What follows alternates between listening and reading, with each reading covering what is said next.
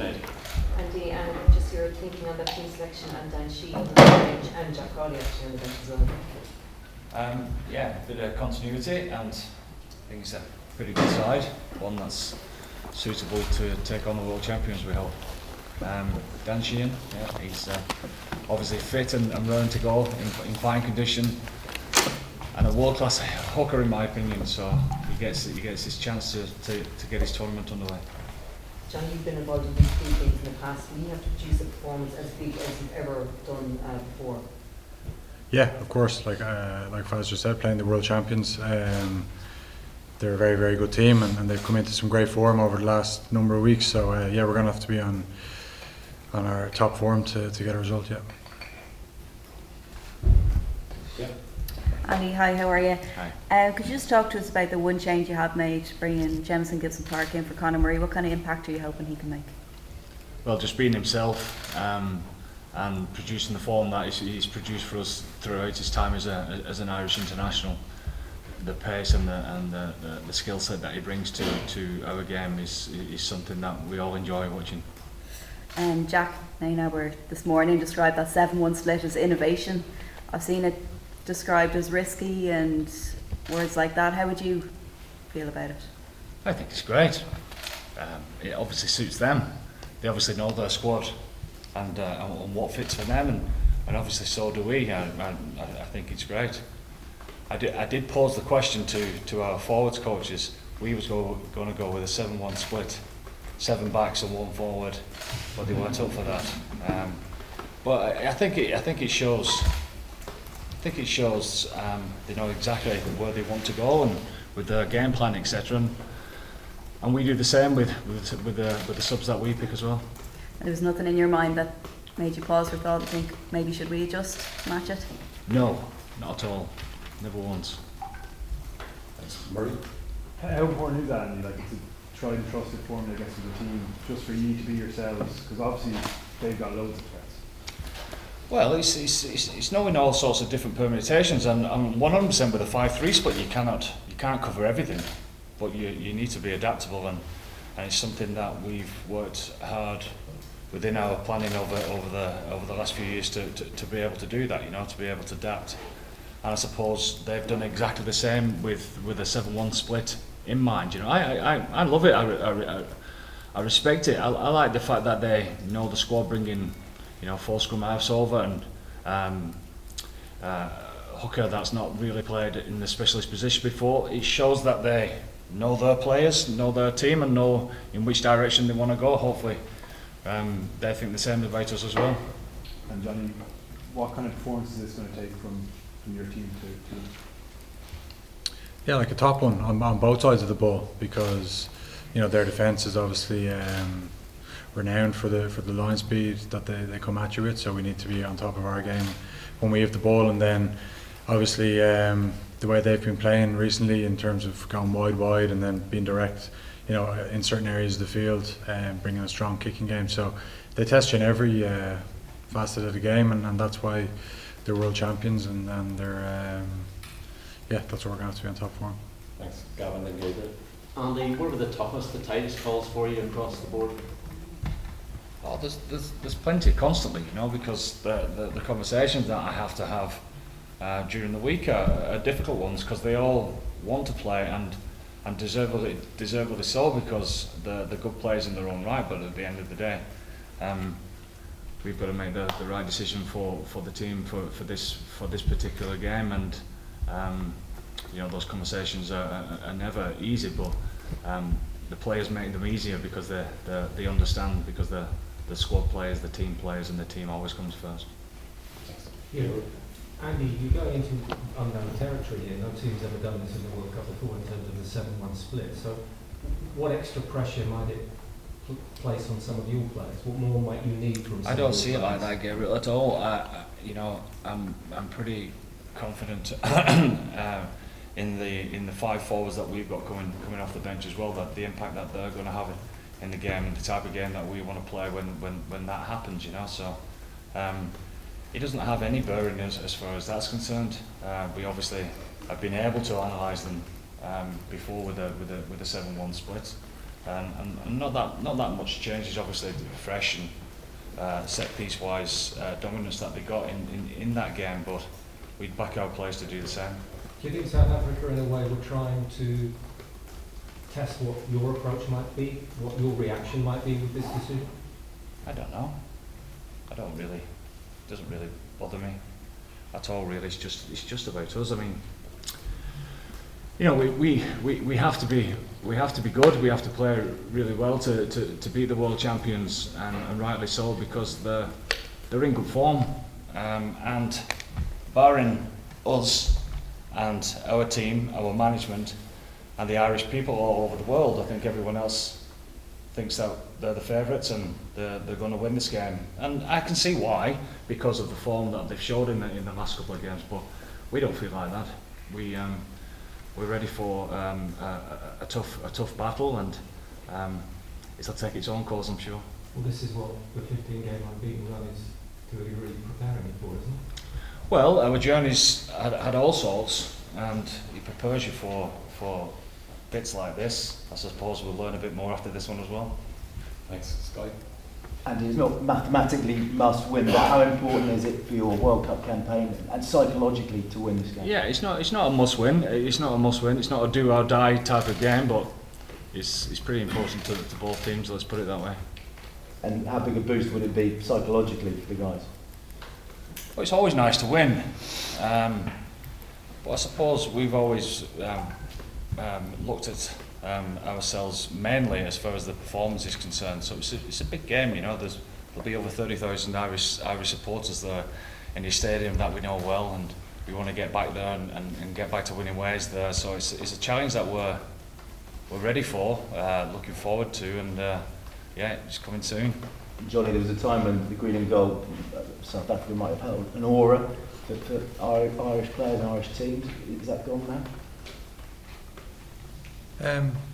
Like any time we play the Springboks, they have the same, or it's a huge jersey in international rugby. But we're pretty proud of ours as well. So it'll be a great game, I'm sure, and we're looking forward to it. Thank you. John, do you have to change the way you attack against a defence like that? You have to make certain tweaks, of course, like you do every week. We have to make tweaks from Romania to Tonga. We have to make tweaks from England to Samoa. Like there's always tweaks around the system they play, around the personnel they have. So yeah, there's always that going on in the background. Adrian and Paul will close off the broadcast section. Andy, just one last one on the 7-1 split. I'm sure you're smiling as it comes up. What was your initial reaction when you saw it at that time? Was it did you have a bit of a laugh about it at that point, or? Honestly, I didn't have a reaction. I don't know. I understand why. You know, it's a little bit different for you guys, but for us, it's not like, you know, we analyse South Africa like we analyse everyone else, but when it really comes down to it, we take care of ourselves more than anything else and try and understand our plan. Now, you know, I think more importantly, rather than the 7-1 split, which is a bit irrelevant to us, is the last game that we played against each other. I'm sure that they think they know us a little bit better, and maybe that might have influenced the 7-1 split. But you know, we feel the same. We feel that we could have performed better on that occasion, and both teams get the chance to show that at the weekend. Conor Murray was very good that day. He came off injured, obviously. Was he close here, or who were the players that were? Connor's in great form, and so is Craig. I mean, we've three tremendous scrum halves, so we're very pleased with where we're at.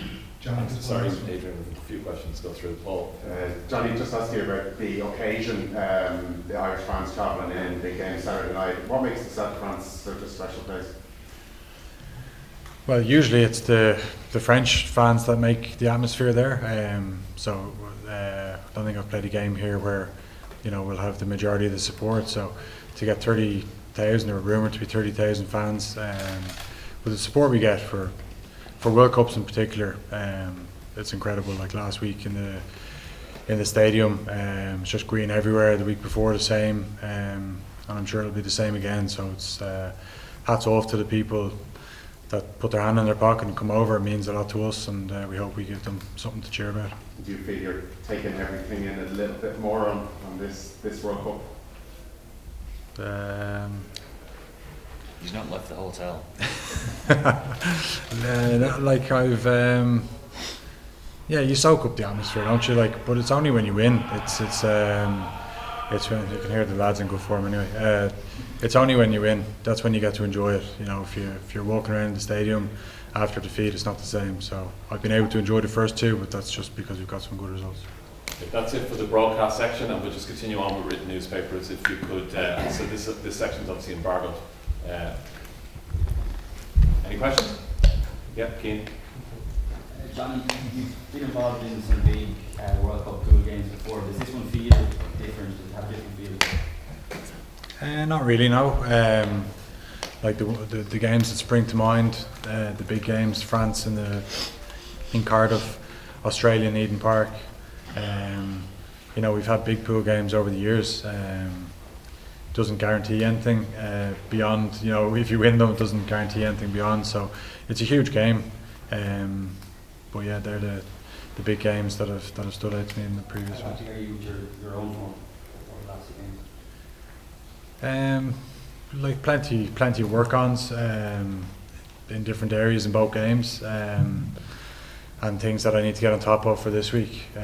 So some good lessons last week. I think the best teams and the best players learn in victory as well as defeat. So it's important that we, you know, learn some lessons from last week individually and collectively, and I think we've certainly done that.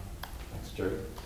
Andy, you've got a very settled side. I think 13 of the starting 15 started the third test against the All Blacks. Does that give you confidence that you're in a good place to have such a settled team? Yeah, I didn't actually know that, Jerry, but yeah, that's the feeling that we do get because of what we've been through, and you know, and how we're training and how we've prepared as well. You know, you can certainly tell there's a spring in the boys' step this week. It must be a huge buzz for you as well as a coach. Number one, number two sides of the world meeting. It doesn't get any better, does it? You know, they'll be relishing this game as much as we will be. So, two good teams going at it in form, and it'll be who handles the pressure on the day the best. Michael, then Rory. Hi Johnny. Do you get, when it comes to a big week, do you get a feeling from the players when they're on it, when they're really on it, and do you have that this week? You certainly do, yeah. You get a feeling the minute you step onto the pitch on Monday. You know, we're still in recovery mode Monday after Tonga, but you do get a feeling amongst the group, amongst the leadership team, and it's very exciting, yeah. Where else would you rather be? That's what we've been saying to ourselves all week, and but you do get a sense of it in training, certainly. Yeah. And have you had a special message to the players this week at all? And you said anything different this week? No, it's been pretty focused on what we need to deliver and on both sides of the ball for the game. Really, there's been no chat around emotions, or you know, we'll talk closer to the game around the different scenarios that might come up, or the atmosphere and the occasion. But no, at the moment it's all down to what we need to do on the pitch. Thanks. Final question to Rory. Andy, that message about staying true to yourselves, like everyone's thrilled when they see this start of your team, that you've got good players yourselves. How important is it that you guys don't get sucked into that kind of, you know, the aura thing, just that you believe in yourselves and back yourselves and who you are? Well, that's what top teams do. They're able to compartmentalise what's going on to the reality and the big show, etc. You know, and it's something that we've got better at, Rory, certainly over the last couple of years, and it's for occasions like this, you know. So I'm sure there'll be we'll be tested. Our emotions will be tested, but how we make sure that we play the game that's in front of our face is pretty important. Just mentally, how will you build the players this week? Like, is this one that looks after itself? Doesn't need big speeches, any more hard sell, or like how? No, it's like every week. It's like every week that you prepare nice and early, review and learn the lessons, and prepare for the the next opposition. At the same time, you get a sense of when the players start to own the plan, on the week, etc. And it tends to be a little bit quicker than normal in weeks like this, and that's the case this week. Final question for you. Andy, it would seem to suit you to have a high ball and play time and to avoid dead time, long breaks in play. Is that something that you can control or you can influence with the match officials? Certainly the second thing, avoiding those long breaks in play. There's all sorts of ways that you can and you can't really, and that's why all the traditional parts of the game, the fundamental parts of the game, are so important, because at the end of the day, we know that South Africa have a strong plan that they try and implement on their opponents all the time. Making sure that we can try and implement ours hopefully stops that as well, so making sure that we're not just disciplined as far as penalties and the referee and the game's concerned, but disciplined in how we stick to our plan to make sure that we can hopefully impose ourselves on the opposition. Thank you, Andy. Thank you, Johnny. Thank you.